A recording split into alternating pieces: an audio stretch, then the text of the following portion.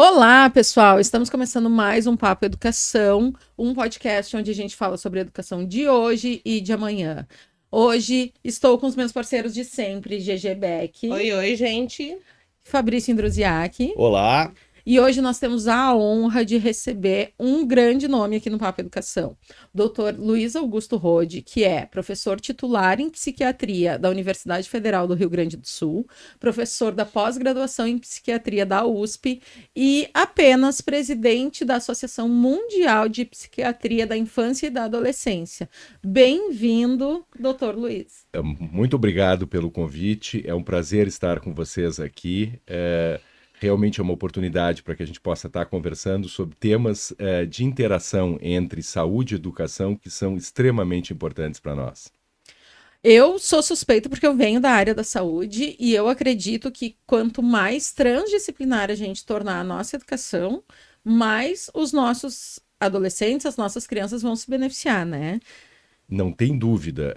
Hoje existe um grande mantra da Organização Mundial de Saúde e da Organização Mundial de Psiquiatria que não existe saúde sem saúde mental. Então, saúde mental é algo extremamente importante. E nós, da área da psiquiatria da infância e adolescência, aprendemos ao longo do tempo claramente que saúde ela acontece em conjunto com o binômio educação. Então, cada vez mais, em todos os locais do mundo, as iniciativas de desenvolvimento de saúde mental de crianças e adolescentes acontecem dentro do contexto da educação, dentro das escolas. É muito importante essa parceria saúde-educação, e principalmente na área de saúde mental. Até porque não tem como desconsiderar, né, doutor, que boa parte da vida dessas crianças elas passam dentro da escola, né? Perfeito, Fabrício. Não tem dúvida. Se a gente olhar do tempo acordado, o tempo que a criança permanece acordada, ela vai passar, às vezes, metade do tempo em algumas... Ou mais até. Ou mais, em alguns países onde tu tens a educação integral, tu tens das atividades das 8 até as 3 da tarde, como algumas escolas aqui em Porto Alegre têm adotado o modelo, tu tens boa parte do tempo acordado da criança dentro da sala, dentro da escola, né? Doutor, me diz uma coisa. Tem pesquisas hoje que mostram que 20% das crianças, né, que têm algum tipo de transtorno, elas não têm nenhum tipo de tratamento, né? Das que têm o transtorno, 20% não tem nenhum tipo de tratamento. Como que a escola pode ajudar a melhorar esses índices? GG, esse é um dado extremamente importante, porque levantamentos internacionais e nacionais mostram que em torno de 15 a 20% das crianças e adolescentes em todos os locais do mundo têm um transtorno mental. E quando eu estou falando em transtorno mental aqui, eu não estou falando numa fobia a baratas. Eu não estou falando em transtorno mental com prejuízo significativo na vida da criança ou do adolescente. E tu mencionaste um dado muito importante que é nacional e é nosso. É um estudo que nós fizemos em 5 regiões, em 5 cidades, em regiões diferentes do país, e mostramos que somente 20% das crianças com transtorno mental, com prejuízo, têm acesso a algum tipo de tratamento. Nós nem estamos falando em tratamento baseado em evidência, estamos falando algum tipo de tratamento. Então a situação é muito grave nesse sentido, e não há como vencer essa situação. Nós não temos profissionais da área de saúde mental suficientes para que a gente possa fazer iniciativas só centradas na área de saúde. A gente precisa estar em parceria com a área da educação, com as escolas, com programas em conjunto saúde e educação, para que a gente consiga fazer a saúde mental chegar até a escola e a gente consiga fazer a capacitação dos professores e do pessoal da educação para nos auxiliar nesse trabalho. Quer dizer, não pode ficar centrado só no profissional da área de saúde mental, da infância e adolescência, que nós não temos gente capacitada suficiente. Mas essa falta de diagnóstico, ela é devido ao quê? A falta de profissionais de saúde, ao despreparo dos professores, é um conjunto? Como é que o senhor enxerga isso? GG, assim, a gente enxerga isto como uma cadeia. Começa que a gente não tem uma adequada capacitação do professor, que, como o Fabrício disse, passa boa parte do tempo com a criança e com o adolescente. Às vezes mais que o pai, né? Mais que o pai, para reconhecer os transtornos mentais. Então, a primeira coisa na cadeia é uma capacitação melhor de quem está, claro, das famílias também, mas do pessoal das escolas para o reconhecimento. E aí entra uma outra questão, GG, que é a questão do estigma. Nós temos que capacitar, mas vencer também o estigma, o preconceito associado às questões de saúde mental em crianças e adolescentes. Então, a partir daí, com uma capacitação melhor, nós temos que capacitar a rede de saúde pública. Nós não temos psiquiatras, psicólogos suficientes para atender essa demanda de 20% da população de crianças e adolescentes com problemas de saúde mental importantes. Então, nós temos que capacitar também o pediatra, o médico de família, em algumas intervenções. Mesmo os professores, familiares, tem coisas muito legais acontecendo no mundo com uma complexidade menor. A gente, quando pensa em tratamento, pensa sempre em tratamento com o psiquiatra ou com o psicólogo, num setting, ou hoje até se pensa em online, mas num setting dentro de um consultório, o mundo está diferente. As coisas estão acontecendo, nós temos intervenções se mostrando eficazes na África, onde se treinam avós para que elas possam dar psicoeducação para jovens adolescentes grávidas com problemas de saúde mental. Se treina o adolescente, o adulto jovem com saúde mental, que é amigo, near friend, amigo de um adolescente com depressão, para que ele possa ajudar. Então, as intervenções estão acontecendo de uma forma muito mais curtas, se valendo menos dessa modelo tradicional e mostrando uma eficácia que antes a gente só acreditava para estas coisas muito standardizadas dentro de consultório. Isso entra um pouquinho na tua área, né, Tita? Eu sou educadora parental e eu trabalho muito com as famílias a questão da gente olhar para essa criança de uma forma integral, observando todos os aspectos da vida dela, né? Então, quando a gente observa que aquela criança apresenta tal comportamento, a gente não pode atuar no comportamento, a gente tem que olhar o que está causando o comportamento e qual o gatilho, né, que causou o comportamento, para a gente enxergar aonde que a gente pode atuar para deixar esse ambiente mais saudável, mais confortável para a família toda. Então, quando a gente fala, né, dessas intervenções com avós, com amigos, eu fico absolutamente encantada, porque eu acredito muito que um dos grandes problemas da nossa sociedade hoje em relação às questões de saúde mental é esse estigma que psiquiatra é coisa para louco, que o meu filho não tem problema porque, né, Deus o livre, eu assumir que meu filho pode ter uma questão que pode ser tratada por uma equipe de saúde mental. Então, porque isso ainda está muito enraizado, né, que então ele vai ser disfuncional, ele não vai conseguir ter um trabalho legal, ele não vai conseguir ter uma vida legal. E isso as pessoas que ficam realmente mais dependentes é uma minoria bem restrita, né? A gente tem questões de transtornos de saúde mental que são plenamente tratáveis, inclusive sem medicação, né? Correto, né?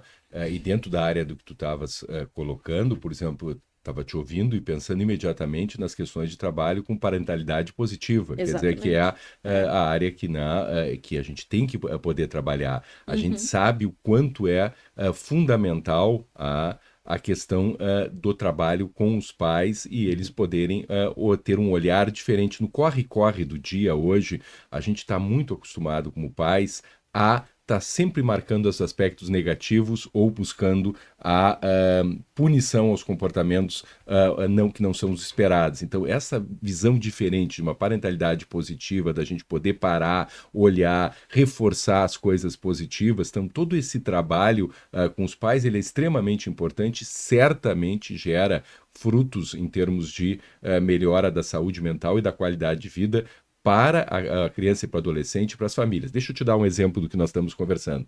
Por exemplo, a gente teve recentemente na nossa unidade de psiquiatria da infância e adolescência uma situação de um adolescente internado que tinha um problema de gaming disorders, quer dizer, passava 12 horas por dia do tempo que o Fabrício disse acordado, não estava mais indo à escola, ele passava da manhã acordado até a hora de dormir. Tivemos vários alunos assim. Exato, vocês devem ter tido. ao mesmo tempo, ele ligava do WhatsApp para a mãe para deixar o almoço e a janta na porta do quarto. E a mãe, já dominada por esse cenário, sem forças, acabava cedendo. Então, todo esse trabalho que tu tem que fazer não é simplesmente com o adolescente, é toda a dinâmica familiar para que a gente consiga lidar e poder encaminhar situações como essa de uma forma Algo diferente. que há 10 anos atrás seria Black Mirror, assim, né? Exato, exato. Uhum. E hoje é uma realidade. O tabu nas escolas é tão grande que a gente que tem essa vivência cotidiana dentro do colégio, a gente percebe que quando a maior parte dos profissionais identifica determinado traço ou característica que possa ser uma questão, né, de saúde mental, o caminho é calar e fazer de conta que não enxergou, porque é mexer em algo que tu não quer mexer porque vai te gerar um problema. Quando o aluno tem um surto depressivo dentro da escola, primeiro movimento da escola é chama os pais, manda para casa. Para não ficar na escola. Para né? não ficar na escola, sendo que por vezes, e a gente já passou por situações assim, Muitas vezes. a questão toda ali é a questão familiar que está por trás. Então, a necessidade de desenvolver nesses treinamentos também uma sensibilidade, né, humana na parte da educação, porque a educação, se ela não é humana, ela não faz nenhum sentido, né? E tá faltando um pouco de humanidade na educação, porque é exatamente como o Fá falou, a gente teve muitas situações, principalmente no pós-pandemia, né? Eu fui ouvindo e fui lembrando de várias. Isso, e dos alunos se trancarem no banheiro, né, com ideação, e a gente tem que manejar aquilo sem ser da saúde, mas com... Eu acho que um talento humano, né? Teve uma situação que o Fá sempre conta, porque eu sou gordinha e a porta que fica do banheiro pro chão, né, das cabines, é isso aqui. E uma menina se trancou com ideação e eu não sabia o que fazer. Eu consegui passar por baixo da porta e fiquei ali dentro. Como a gente não sabe até hoje. Até hoje, não sei. 4 horas conversando com ela, assim, a gente saiu rindo, né? Obviamente, aquilo também nos chama atenção para a saúde dela, mas ali a gente conseguiu contornar uma situação que era muito, muito difícil com afeto, hoje né? a menina tá bem. Mas eu acho que esse é o ponto que nós estamos conversando aqui, de que o que a gente não conhece, a gente tem medo e acaba se afastando, né? E às vezes, com a melhor das intenções, pode ter, mas assim, então por isso que é importante a situação, não é só a capacitar no reconhecimento das questões de saúde mental, porque isso a gente já aprendeu em programas de prevenção, que não adianta tu aumentar o awareness, ou seja, a conscientização sobre o problema, se tu não der ferramentas e não capacitar as pessoas para trabalharem dentro desse contexto de saúde mental, porque não adianta tu reconhecer se tu não sabe o que tu vai fazer com a situação. Então é muito importante essa a possibilidade de aumentar o reconhecimento, mas aumentar a capacitação dentro de uma perspectiva humanizadora, como a gente está colocando, dentro de uma perspectiva empática, que o profissional possa ser capacitado para poder também trabalhar nesse sentido. Primeiros socorros, mais ou menos. Primeiros socorros, exatamente. Que envolva o mental, isso, né? Isso, envolva o mental, primeiros socorros em área de saúde mental. E aí a gente começa a conversar sobre uma das questões que a gente colocou na mesa hoje, que é a inclusão. Quer dizer, que é outra situação importante, porque o que a gente assiste no Brasil, de uma maneira geral, eu sou mais velho do que vocês. Então, eu sou da época que tinha um goleiro da seleção, que foi aqui do Rio Grande do Sul, Tafarel, e o Galvão Bueno tinha a famosa frase, vai que é tua, Tafarel. Não, a gente lembra bem. Lembram bem dessa frase. Pois então, essa é a situação da inclusão. Há um discurso da inclusão no país e nas escolas e muita pouca prática real de inclusão, né? Quando a gente tem aquele aluno que tem uma necessidade especial, seja ela dentro de um transtorno do espectro autista, seja ela um transtorno de déficit de atenção e hiperatividade, seja ela um transtorno específico do desenvolvimento da aprendizagem, da leitura, da escrita ou da matemática, e que a gente precisa de medidas, ou mesmo um quadro como o Fabrício disse, que a gente toda hora vê de depressão na adolescência e que a gente precisa de medidas de acomodação, a resposta da escola é vai que é tua, Tafarel, para os pais, né? Exatamente, perfeito, doutor. Deixa eu entrar, já que a gente está entrando ali na seara dos transtornos como autismo, né, déficit de atenção, eu tenho uma pergunta que eu sempre gosto de fazer, Isso é uma coisa que vem me chamando a atenção há muitos anos, há mais de 20 anos na minha prática escolar. Então, lá eu preparei muitos anos para medicina, né? Então, por exemplo, lá no Fleming, eu tô falando isso de 17 anos atrás, já existia uma hipermedicalização nos alunos, né? Eu via isso, eu tinha na época, vamos dizer, no início do Fleming, 50 alunos, dos 50, sem exagero, uns 30 eram medicados. E depois, né, eu sempre fiquei muito próxima dos alunos, como o Arthur. Eu nunca deixo, acompanhei a faculdade de vários. E também é uma coisa que muito me preocupa, é o abuso medicamentoso, né? Começou com Rivotril e Ritalina, evoluiu para o Venvance. Hoje eu vejo eu ainda tenho alunos que estão no início dos semestres, né, das universidades, da faculdade de medicina, e eles vão para o intermédio e me dizem, vai ter Venvance com não sei o quê, vamos beber, vamos... Como a gente trata isso? Porque é uma... A medicação, a tarja preta, a gente vê no TikTok. Tem profissional no TikTok dando aula sobre Zolpidem, entende? Como a gente trata, como isso aconteceu no Brasil, como a medicalização, ela ficou tão próxima da gente, não uma coisa restrita à área da saúde. GG, eu acho que tem um ponto muito importante aqui. A gente tem assistido esta situação e realmente é uma área de preocupação, tá? E a gente tende a repetir modelos e normalmente modelos norte-americanos. Isso é uma situação que já acontecia há 2 décadas nos Estados Unidos e a gente vê com esta maior conhecimento sobre transtorno de déficit de atenção e hiperatividade, maior conhecimento sobre a eficácia das medicações para melhor atencional. O primeiro ponto, a gente tem vários desdobramentos aqui, deixa eu ir devagar. O primeiro ponto importante é que quando a gente pensa hoje questões emocionais e comportamentais de crianças e adolescentes, como o transtorno de déficit de atenção e hiperatividade, a gente tem uma noção de que isto é dimensional na população.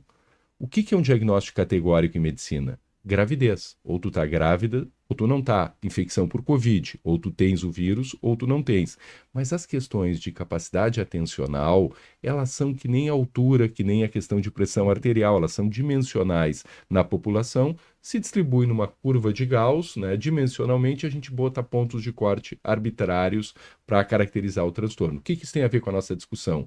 Que uma medicação para déficit de atenção, ela vai melhorar a atenção de qualquer indivíduo, vai melhorar mais dependendo do espaço que o indivíduo tem para melhora. Então, aqueles indivíduos com TDAH têm muito espaço para poder melhorar em atenção, mas na população nós vamos tendo dimensionalmente espaços maiores ou menores. Então, o que isso propicia? Propicia a possibilidade de uso inadequado por quem não precisa. Então, eu acho que a gente tem que ter todo um programa de ajudar esses alunos a entenderem. Saiu na Nature esse ano um estudo de um grupo australiano mostrando que, muito claro, um ensaio clínico bem desenhado metodologicamente, que indivíduos que não têm transtorno de déficit de atenção e hiperatividade e que não têm uma dificuldade atencional de uma proporção maior, a medicação pode até ajudar a concentrar, mas não melhora a produtividade. Não melhorou nada a produtividade, muito antes, pelo contrário. Teve aí algumas áreas que, inclusive, atrapalhou. Então, a gente tem que começar a mostrar esses dados, mostrar a evidência científica para que a gente possa educar melhor, né, os nossos jovens que ficam muito ansiosos, ainda mais aquele que quer fazer um vestibular para uma área que é muito competitiva como medicina e começa a imaginar. Isso não é só na área dos cursos pré-vestibulares, eu vejo isso todo dia no consultório, em pessoas se preparando para concursos públicos, para juiz, para promotor, para outras áreas que são extremamente competitivas, para fazer o seu mestrado, seu doutorado, buscando a medicação como uma forma que muitas vezes não vai, na maioria das vezes não vai alcançar o que a pessoa, não vai entregar o que a pessoa está esperando. Então, acho que essa educação em cima de evidência ela é extremamente importante. A única coisa que eu quero deixar claro é que a gente tem que cuidar aqui para não usar determinadas situações pontuais que são muito relevantes para a classe socioeconômica média, alta, e tornar isso uma bandeira e deixar de enxergar que, se tu olhares em termos de saúde pública no interior de São Paulo, do Rio de Janeiro, do Rio Grande do Sul, mesmo em algumas escolas públicas aqui em Porto Alegre, o problema que nós temos é sub-reconhecimento e subtratamento dessas condições. Cuidar o corte social. Né? Cuidar o corte, porque senão a gente faz uma propaganda aqui e faz uma histeria coletiva em cima de uma situação que ela é pontual. Eu também vejo assim, determinadas escolas privadas em Porto Alegre, onde eu tenho 4 alunos entre 25 tomando medicação para TDAH, ou 5 alunos, tá acima da prevalência mundial. Mas isso é um corte numa escola privada, de uma classe socioeconômica. Quando eu vou à mesma escola municipal a 500 metros daquela escola, eu tenho uma quantidade de aluno que não foi nunca pensado, reconhecido TDAH e não está sendo tratado. E quando a gente começa a fazer uma histeria coletiva em cima desse ponto, a gente faz com que os movimentos sociais não olhem a situação de uma maneira mais global. Perfeito, perfeito. E uma coisa que eu sempre trago também é a questão do quanto é difícil a gente reconhecer o que é transtorno, como TDAH mesmo, e o que daqui a pouco é um problema de déficit de sono, que é uma coisa que a gente tem trabalhado muito. Eu sou educadora integrativa de sono, e uma das coisas que eu trabalho muito com as famílias é o quanto as famílias se preocupam com o sono dos bebezinhos, e aí quando a criança começa a crescer e ir para a escola, parece que esquecem que a criança e o adolescente precisam dormir bem para desempenhar bem suas atividades diárias. Então, acaba quase que não deixa a vida me levar, e isso faz com que a gente tenha, principalmente adolescentes privados de sono, que vão desempenhar menos porque estão com uma necessidade subatendida ali. E aí, muitas vezes, esses adolescentes acabam tendo um diagnóstico errôneo, às vezes feitos por pessoas leigas, às vezes feitos por profissionais que não olharam o todo, mas de déficit de atenção, ou de autismo, ou de outras questões comportamentais, outras questões de saúde mental, que na verdade é um problema comportamental. Até por ser dimensional, né? Exato. O sono pode alterar essa percepção dimensional, né? Isso é fundamental. Quer dizer, o que nós estamos conversando é fundamental. Quer dizer, uma criança que não dorme bem, ela não vai prestar atenção durante o dia. Então, assim, tem coisas elementares que têm que ser vistas antes. Quer dizer, uma criança que não enxerga bem ou que não ouve bem quando está no início da idade escolar, ela não vai prestar atenção. Então, isso tem que ser visto antes de qualquer diagnóstico mais complexo de transtorno de déficit de atenção. E a mesma coisa a questão do sono. A questão do sono é fundamental. Quer dizer, a criança... E cada vez mais os pais acabam... Isso a gente vê na prática diária clínica. Os pais vão dormir, o adolescente fica no celular, fica na tela, e sem um controle nenhum, vai até 1h da manhã, vai até 00:30, vai até 2h. Ontem vi uma situação no consultório até às 13h30 da manhã, sem um controle parental da situação. Como é que tu queres que esse adolescente no outro dia esteja acordado às 7h30 para ir, ou 7h da manhã, possa desempenhar o que tu quiseres, né? Não vai desempenhar em nenhuma situação. Então isso é fundamental que a gente possa estar atento. E tu levantasse uma situação que é muito importante. Não é só isso, são também as questões de diagnósticos muito rápidos, né, baseados só num checklist comportamental, sem levar em consideração a situação global familiar, para que a gente possa, familiar individual do adolescente, para que a gente possa chegar ao diagnóstico. Então, isso é um outro problema que a gente está enfrentando. E abrindo um outro problema que também tu tocastes, que é o problema quando a gente lida, como o Fabrício disse, na questão dimensional, é a questão de onde é que para o diagnóstico psiquiátrico. Tu entende? Hoje nós estamos tendo flexibilizações, e onde a gente vê isso muito claramente? Transtorno do espectro autista. Hoje, do Bill Gates ao Elon Musk, todo mundo faz parte do espectro. Tu entende? A gente conseguiu entender a questão dentro de uma dimensionalidade, mas esquecemos de dizer onde é que termina o ponto de corte. Onde é que começam as variações do comportamento típico, variações normais do comportamento típico, e onde é que terminam as questões de psicopatologia. Então, essa discussão toda no campo da neurodiversidade é algo que a gente está começando a ter que enfrentar. E isso é uma coisa que nas escolas tem surgido, por exemplo, agora que a gente tem recebido as famílias no período de matrículas, muitas famílias perguntam, vocês vão aceitar a inclusão? E aí a nossa resposta é, não existe não aceitar a inclusão, porque é uma lei. Lei, hoje né? É lei. E aí vários pais nos respondem, mas a gente sabe que não é assim, né? Porque tem escola que dribla e não aceita, porque daí faz uma peneira. Que inclusão é caro, né? E pega ali, dentro dos casos de inclusão, aqueles casos que tem um diagnóstico de autismo, mas é num grau de... Muito leve. Num grau leve, que não precisa de assistente terapêutico, por exemplo. Isso. Então, quando a gente traz a questão da inclusão, muitas vezes tem isso, né? De as pessoas não sabem o que é o autismo hoje. Muita gente nos pergunta, tá, mas tudo agora é autismo? Como que eu vou saber, né? Porque na minha época, autista era aquela criança que ficava se balançando, que não sei o quê. Então, como que a gente pode, na escola, educar também as famílias sobre essas neurodivergências, sobre quais são os tipos de intervenções que a gente pode fazer com os diferentes graus de autismo, as diferentes características. Como que a gente, enquanto escola, pode fazer esse papel? Eu quero também pegar o gancho da Tita e te perguntar uma coisa. Eu também sou mais velha, né? Na mesa aqui deles, quando eu estava na escola, o diagnóstico do momento da escola era a disritmia. Ou disritmia, né? Eu acho que era o diagnóstico do momento. E na evolução que eu fui tendo de aluna para professora, para diretora, eu fui acompanhando outros diagnósticos que eram... só se falava naquilo. E me parece, assim, também que existe hoje isso com autismo. Então, eu queria entender um pouquinho como é que é feito esse diagnóstico, né? Como a escola pode ajudar. Eu acho que é pegando o gancho da Tita ali.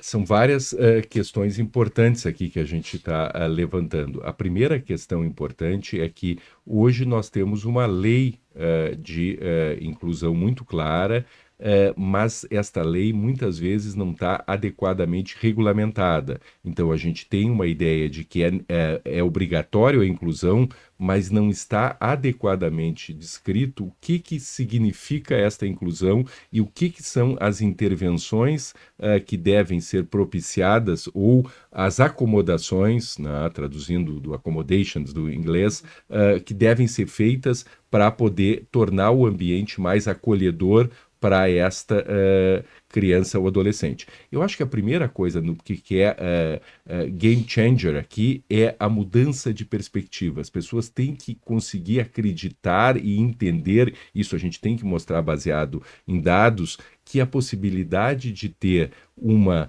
diversidade dentro da sala de aula, que meu filho que tem um desenvolvimento típico vai ganhar mais na educação dele, se ele tiver oportunidade na educação de uma forma abrangente, a oportunidade de conviver com um ou dois colegas que tenham questões de diversidade, que isto vai ser ganho para ele e que não vai ser um atraso da matéria, aquela que ele vai ter que o pai espera que ele ganhe para passar no vestibular, mas que no processo de educação dele, de aprendizagem, isso vai ser um ganho. Isso é a primeira coisa que a gente tem que fazer, que é fundamental esse trabalho junto com a escola e com as famílias. A partir disto, a gente tem que poder começar a trabalhar nas regulamentações. O que é a regulamentação adequada para autismo? Quais são as medidas que eu vou colocar, por exemplo, porque se a gente trabalha, e aí entra no que nós estávamos falando, nessa heterogeneidade, quer dizer, as crianças com transtorno do espectro autista não são iguais.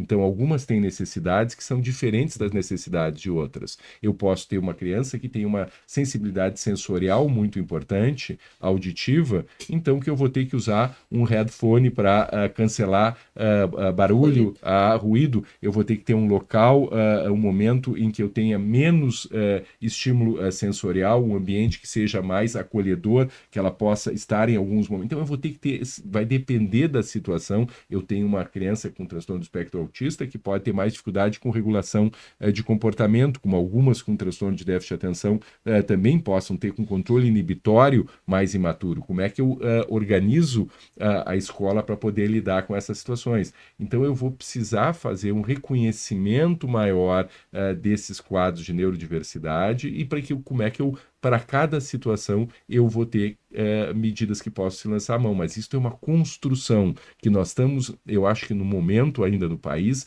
que a gente está começando a nos encontrar com estas situações, começando a reconhecer e ver a importância, mas tem esses N passos que a gente tem que lidar.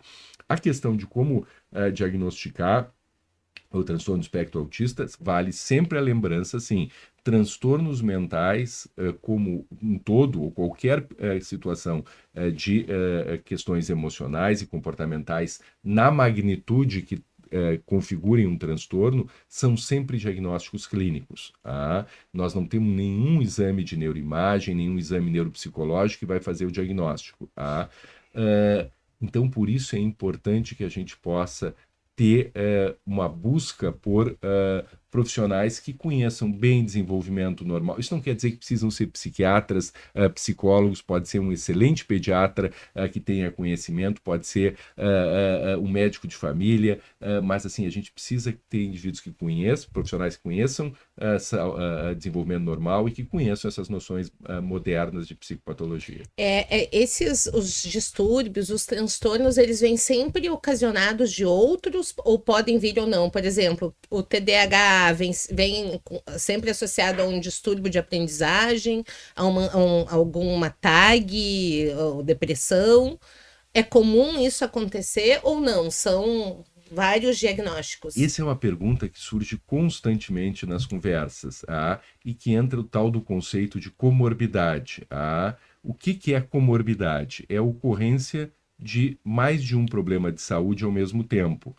Aí, normalmente, quando eu converso com os pais, eles me dizem, Rod, mas bota azar, tu tem um problema de saúde mental, tu vai ter 2. Gente, se a gente olhar em medicina, a coisa funciona dessa maneira. Deixa eu dar um exemplo para vocês. Quem tem hipertensão, tem pressão alta, tem muito mais chance de ter diabetes mellitus do que quem não tem hipertensão.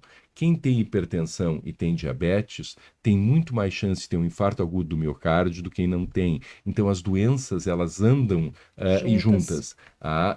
Na nossa área, por exemplo, tu mencionaste a questão do transtorno de déficit de atenção e hiperatividade, a gente tem, no nosso programa de déficit de atenção e hiperatividade na URGS, no Hospital de Clínicas, nós temos 1.300 crianças conosco e 700 adultos com déficit de atenção e hiperatividade. A nossa prevalência de comorbidade, ou seja, co-ocorrência de outro problema junto com déficit de atenção, é na ordem de 80%, que é o que a gente tem internacionalmente, 70% a 80%.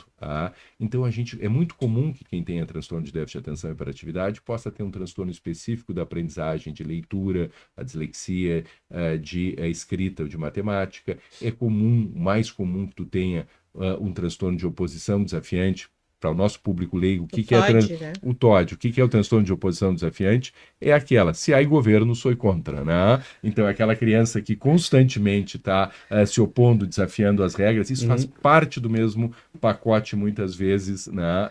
Que a gente tem, fenotipo que a gente tem no TDAH. Então, é muito comum essas comorbidades e é por isso que é importante a gente poder, quando está pensando num programa de inclusão, está pensando na escola em poder olhar, ela possa reconhecer essas diferenças e saber que não é uma intervenção estanque única, que o aluno que tem TDAH, ele é elegível para ter um tempo extra em prova e pronto, já fiz a minha missão de casa, já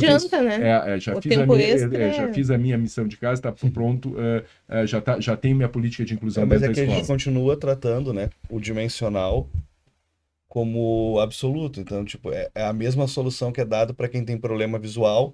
Tu faz uma prova maior, prova com letra grande. E aí o cara que tem TDAH, tu dá uma hora a mais, pronto, tu resolveu o teu problema. A prova, a gente sempre brinca, porque trabalhamos com pré-vestibular há anos, então pega a prova de linguagens e de ciências humanas, são intermináveis de leitura que tu precisa ler, e daí o cara que tem algum transtorno, obviamente aquilo vai prejudicar, e não é, claro que uma hora a mais é bom, mas é bom para quem já vai. É bom para todo mundo, neném, não é para algum transtorno. Então, isto são coisas importantes da gente poder ver, que a gente tem que olhar peculiaridades, né? Por exemplo, assim, se eu tenho alguém com dislexia, eu vou ter que ter um ledor, eu vou ter que ter alguém que possa ajudá-lo nessa situação. E a gente agora, nós nem estamos conversando ainda sobre o outro lado da moeda, que é o uso inadequado dessas situações, exatamente pelo que o Fabrício disse das dimensionalidades. Quer dizer, como é que eu coloco? Deixa eu lançar para vocês um desafio. Como é que eu coloco, por exemplo, uma situação como eu vi essa semana? Uma adolescente que vai se preparar para a entrada num exame, no caso dela, ela vai entrar numa application para uma universidade fora, e que tem toda a regulamentação, em que ela faz toda a avaliação neuropsicológica com e sem medicação. E com medicação, sem medicação, ela tem claras dificuldades de velocidade de processamento, de memória de trabalho, que certamente vão dificultar ela na prova. Mas, com medicação, ela funciona em 90%, no percentil 90%. Ela é elegível à acomodação? Por que ela tem que ter uma hora extra de prova Se ela tem 90%. se ela tem 90% quando ela está... Então, essas questões nós não estamos nem discutindo ainda. Porque Está longe disso ainda. Está longe disso. Quer dizer, a acomodação não é o fato que eu tenho um diagnóstico de TDAH, eu sou imediatamente elegível para uma... Não é assim, gente. Nós temos que olhar situações individuais e poder ver, porque senão a gente começa a criar aberrações para o outro lado, como já acontece em outros países, essa discussão, e quem sai prejudicado é quem realmente precisa e que daqui um pouco faz essa mesma avaliação, faz essa mesma testagem com e sem medicação e não melhora significativamente. E a gente começa a criar uma situação que é desigual. Então nós temos que... Tem muita coisa aqui que tem que ser melhor pensada. A gente fica passando um filme na cabeça de um monte de aluno, de um monte de realidades, assim, né, que a gente vai vivenciando. E o quanto, né, a escola, ela tem negligenciado o seu papel até por que aquilo que tu não conhece tanto, tu foge, o quanto ela tem negligenciado o seu papel de um agente que pode ser um facilitador da ligação entre a criança, né, a família, e a saúde, né? E mais uma coisa, né, Fá, um complemento aqui. A gente está conversando com o Dr. Rode aqui e vê a questão humana do todo, né, que é o que a gente procura trabalhar. Lá atrás se chamava antroposofia. Hoje é isso, é a transdisciplinaridade, né? E ver como o doutor pega todas as órbitas possíveis e a gente como escola, eu acho que a gente... Enquanto escola, que, né, estamos no processo da nossa escola, a gente também viu tudo que a gente errou nas outras escolas, tudo que a gente não conseguiu alcançar e está tentando fazer diferente. Então, a importância da gente estar bem assessorado, né? Eu queria que tu falasse um pouquinho sobre, nem sei se pode, né? A gente não combinou, mas sobre o Instituto Matiz, que é uma coisa que também tem nos guiado bastante na nave, né? É a busca dessa parceria com vocês. E eu queria que o senhor falasse um pouquinho pra gente. O Instituto Matiz é uma iniciativa, né? Tu mencionaste o Arthur aqui, do Arthur Cai, do Bernardo Opperman e a minha, a gente está buscando esse espaço de poder, principalmente na área de TDAH, na medida em que é importante tudo isso que nós estamos conversando aqui de capacitação, de poder dar um olhar, porque como o Fabrício disse, assim, eu acho que muitas vezes a escola faz o que ela pode, entende? Não é uma questão de falta de vontade, mas assim, são tantas frentes que tu tens que lidar, e essa é mais uma frente dentro, e se tu não tens a capacitação adequada, é difícil tu poder lidar com a situação. Então eu acho que, na verdade, a gente busca, de uma certa forma, colaborar nesse espaço para que a gente possa trazer esses elementos, né, e trazer essa discussão para dentro das escolas. Nós temos um foco inicial muito na educação, em termos de educação nível superior, né, mas, eu digo terceiro grau, muito nas universidades, mas também junto às escolas, nesse sentido de buscar melhorar esse ambiente, criar um ambiente dentro da escola que seja mais acolhedor e que a gente possa reconhecer essa diversidade e conseguir planejar estratégias que sejam adequadas para cada aluno individual com seu perfil. Perfeito. Eu acho que isso é o fundamental, né? A gente entender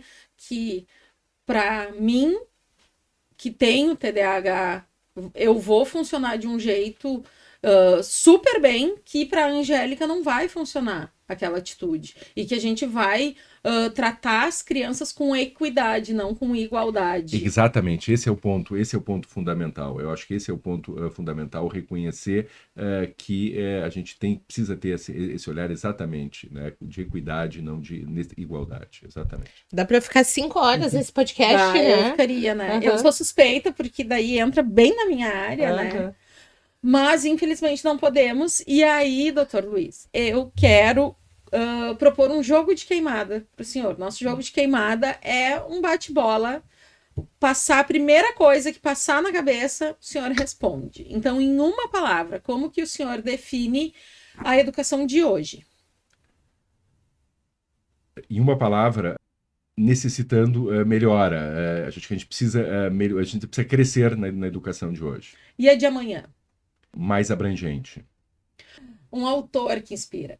Eu estou lendo agora, porque a gente está na organização do Congresso Mundial de Psiquiatria da Infância e Adolescência no Rio.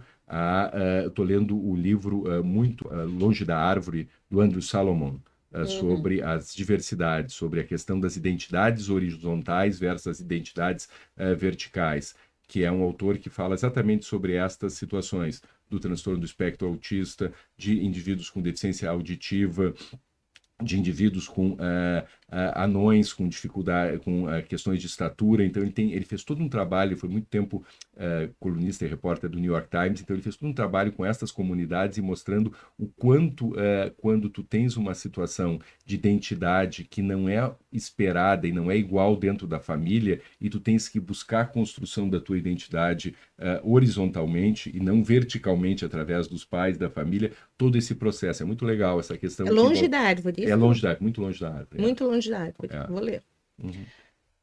Pensou num filme? Sabe que eu não tenho tido tempo. Pode ser antigo, pode ser um filme que vai ajudar pais aí para Acho que vale a pena questões. alguém parar um tempinho para ver. Um filme que vale a pena. Eu estava tentando me lembrar, que eu não sou me lembrando do nome, assim, tem vários filmes. Eu gosto muito, por exemplo, mas é um filme que eu vejo e já vi mais de 10 vezes, porque eu vejo com meus alunos da medicina. É um filme que é The Doctor, que envolve, ele é traduzido para o português, Um Golpe do Destino. A gente vê muito com os nossos alunos da medicina, porque é a situação de um médico cirurgião que tem um tumor de um câncer de laringe. E como é que ele muda a perspectiva dele de médico para paciente. Então eu acho que esse é um filme que eu acho que é muito interessante, não só por isso, mas eu acho que ele é interessante para as pessoas poderem entender como, quando a gente lida com a situação do problema, seja qual for, com a gente, as perspectivas são diferentes. A escola ideal para o senhor é? A escola ideal para mim, é a escola onde a criança ou adolescente se sinta feliz em aprender. Então, eu acho que esse elemento é o elemento fundamental, que eu sinta a criança tendo prazer em aprender. Eu conseguia, ao longo da vida, entender assim que a gente consegue ter muito sucesso se tu gosta do que tu faz.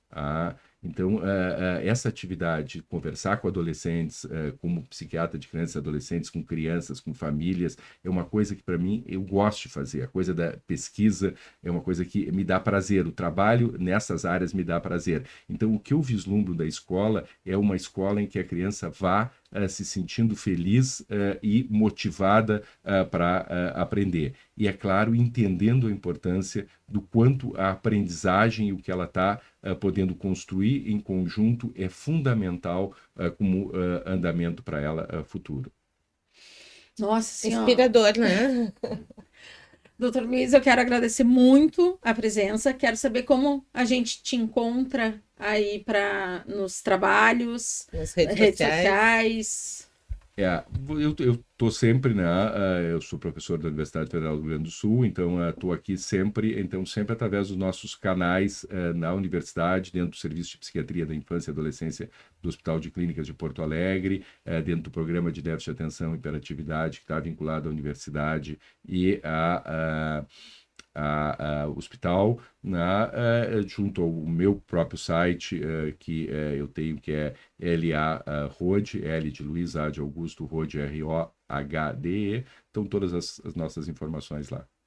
Muito obrigada pela presença. Eu acho que esse papo foi absurdamente enriquecedor. E inspirador, para mim foi muito inspirador. Muito legal. E esperamos contar com a sua sabedoria muitas vezes ainda, através do Matiz e através de outros espaços também. Eu que agradeço a oportunidade de estar conversando com vocês e estou sempre disponível. Peço desculpas porque eu falo demais, daqui a pouco eu vou acabando... Todos nós falamos demais, doutor. É uma competição, exatamente. Vai ver o professor, né? Muito obrigado pela oportunidade. Tá. Obrigada, pessoal. Toda terça, então, a gente está aqui na plataforma de áudio preferida de vocês, no YouTube da Nave. E não esqueçam de avaliar positivamente esse podcast, de divulgar para os amigos, porque eu tenho certeza que muita gente vai se beneficiar desse papo maravilhoso. E terça que vem a gente está de volta. Tchau, tchau. Tchau, gente.